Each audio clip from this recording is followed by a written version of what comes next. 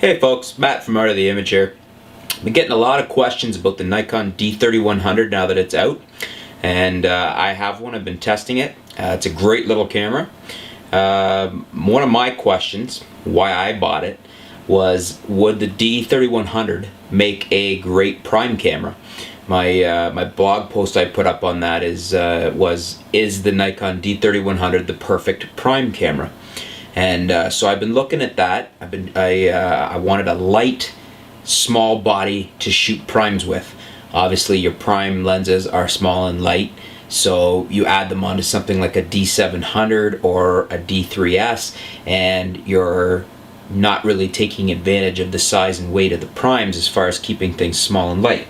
So you take a D300 here and put a Nikon 50mm f1.4 AFG on it, and all of a sudden we have a really nice, small, light prime camera. So the big question was, is it going to work as a prime camera? The other thing that I've been trying as well, the 50 is probably my favorite prime lens. It stays on there most of the time. But I have the 35 f1.8G. That's the newer 35 f1.8, not the 35 f2. I do have the 34 f2 AFD, fantastic lens, but it doesn't work on the Nikon D3100 as it only takes AFS lenses for autofocus. So you could manual focus it, but it doesn't work in autofocus. So anyways, looking at the Nikon D3100, basically the 3100 with the 50mm f1.4 AFG works amazing. It's a great little camera. The 14 megapixel sensor is fantastic. So far I'm thinking it's about a half stop to a stop better at high ISO than say the D90 was. Probably a full stop better anyways than the D300. So basically, the answer comes down more to your shooting styles. One of my readers had written in and said that how could it be a perfect prime camera because you can't use any of the older primes on it. All of Nikon's AFD primes won't autofocus on the D3100. The Nikon 50mm f1.8 AFD is a fantastic prime lens, one of the sharpest in Nikon's entire lineup, probably the best value in the entire lineup, and you can't autofocus it on the D3100. It doesn't have an AFS motor, it doesn't work. So it's a valid point. How could you call the D3100 a perfect prime camera when you can't use a lot of the other primes?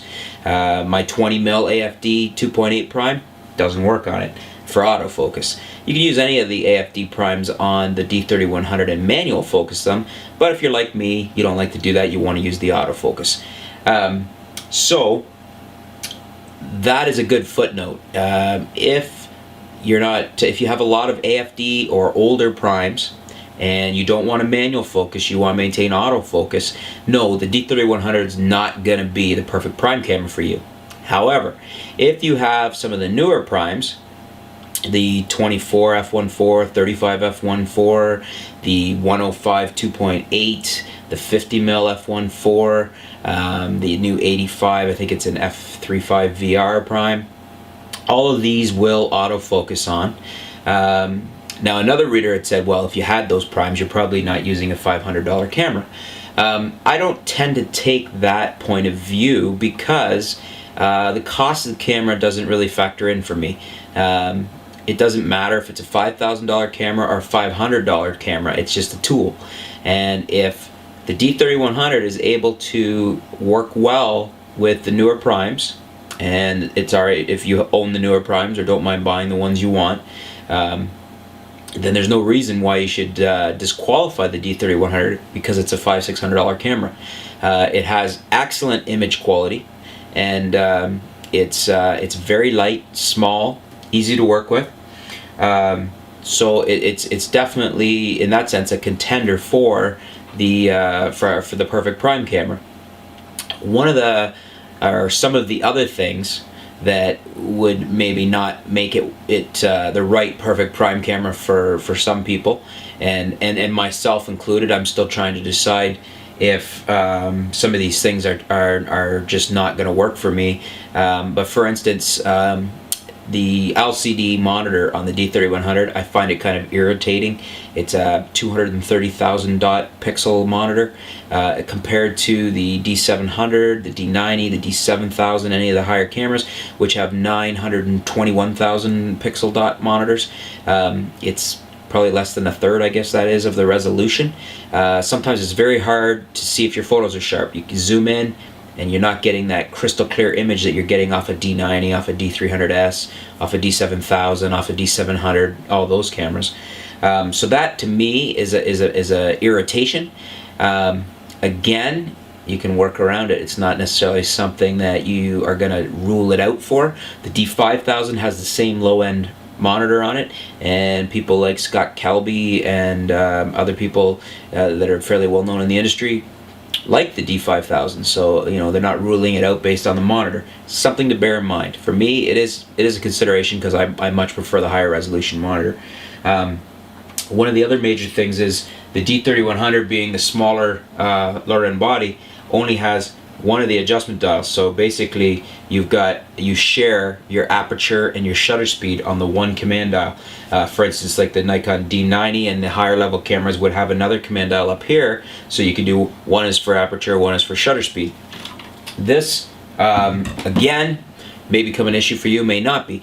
I do find it a little irritating because I'm used to using those on my D90, on my D700, on my D300, on all my other cameras.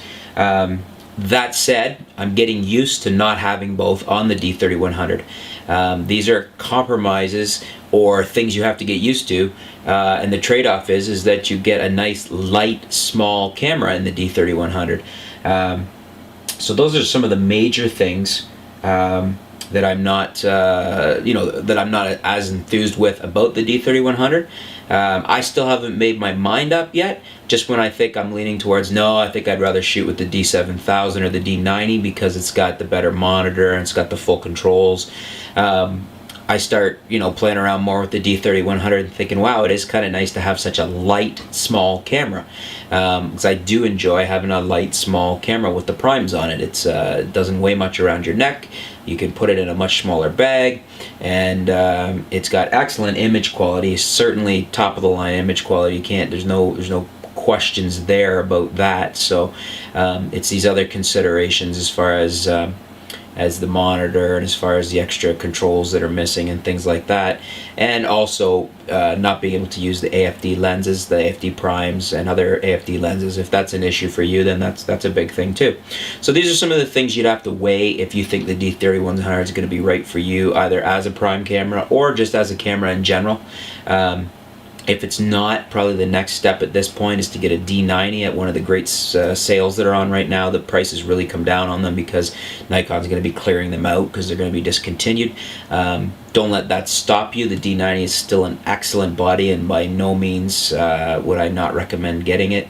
I'm probably going to be hanging on to mine even once I have the D7000 and with the newer cameras coming out next year.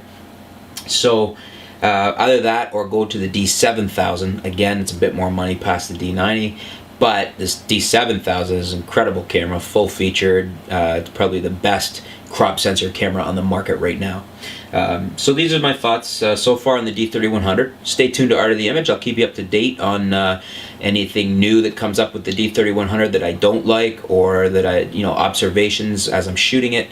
And we'll continue to post images from the D3100 on the Flickr page. And yeah, stay tuned to Art of the Image, and we'll keep you up to date. Thanks for tuning in.